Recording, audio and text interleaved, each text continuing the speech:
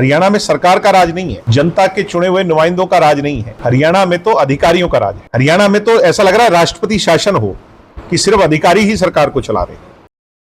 राहुल गांधी ने कोई तथ्य रखे हैं, उनकी गंभीरता से गहनता से जांच होनी चाहिए।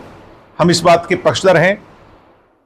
अगर इलेक्शन कमीशन इस स्तर पर जाकर के सत्तारूढ़ जो दल है उसके साथ बड़ी साजिश रच रहा है, तो ये हमारे देश की डेमोक्रेसी के लिए बहुत बड़ा चिंता का विषय है। ये डेमोक्रेसी की हत्या के बराबर है। मैं अपने सभी जागरूक नौजवानों से प्रदेश के कहूंगा कि अभी एक राजनीतिक दल ने इस मुद्दे को उठाया है, कम से कम अपने वार्ड लेवल पर, अपने गांव के स्तर पर तो इसकी जांच खुद करें, जिससे भारतीय जनता पार्टी के द्वारा की गई इस तरह की अनियमितताएं और इस प्रजातंत्र डेमोक्रेसी की स्ट्रक्चर के साथ जो खिलवाड़ है उसकी सारी सच्चाई जनता के सामने उजागर हो। निश्चित तौर पर अभी फैक्ट्स निकल करके आ रहे हैं और हम इस पर विचार करेंगे। करण चौटाला को कोई लीगल नोटिस भेजा गया? नहीं, मेरी तरफ से कोई नोटिस नहीं है। नोटिस हमारी पार्टी के प्रवक्ता हैं, डॉक्टर अजय सिंह चौटाला जी के साथी हैं, उनकी भावनाएं आहत हुई, जो बातें कही गई, वो एडवोकेट हैं, जिम्मेवार एडवोकेट होने के नाते उन्होंने अपने लीगल राइट्स को यूज कर करके एक व्यक्ति को नोटिस भेजा है और जवाब मांगा है। राहुल गांधी ने कहा कि हरियाणा की जो सरकार वर्तमान में वो चोरी करके बनाई गई है, फर्जी सरकार है।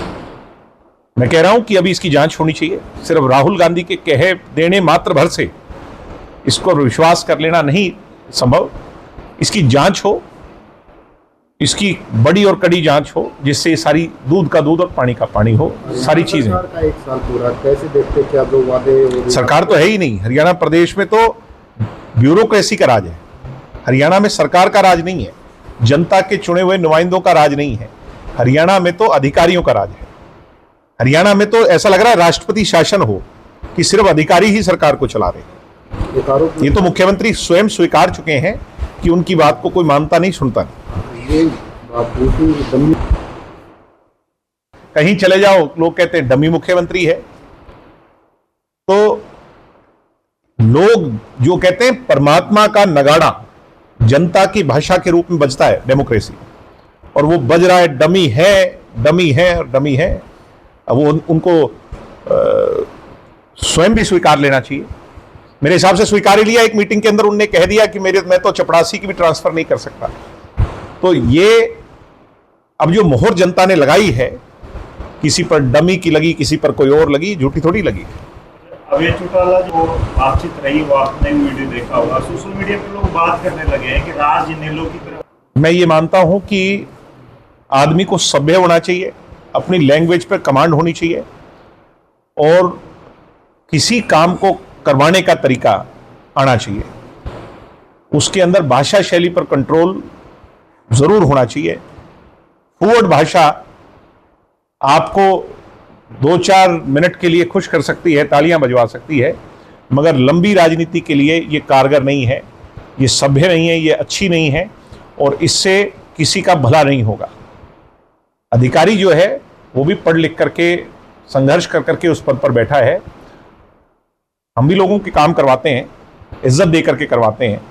हम 4.25 साल सत्ता में रहे, कोई उंगली उठा करके पूरे हरियाणा प्रदेश का एक भी कांस्टेबल लेवल्स तक, 4th क्लास लेवल से लेकर के ACS लेवल तक का अधिकारी हमारे नेताओं पर और हम कार्यकर्ताओं पर ये उंगली नहीं उठा सकता कि बदतमीजी से किससे हमने बात की हो, किसी को हमने तूतड़ा की हो, बल्कि हमने तो सब लोगों को जो है उनका जो ड्यू रिगार्ड है, चाहे वो पत्रकार छायाकार हो, चाहे अधिकारी हो, चाहे कोई व्यक्ति हो, उसका ड्यू रिगार्ड देकर के बात की।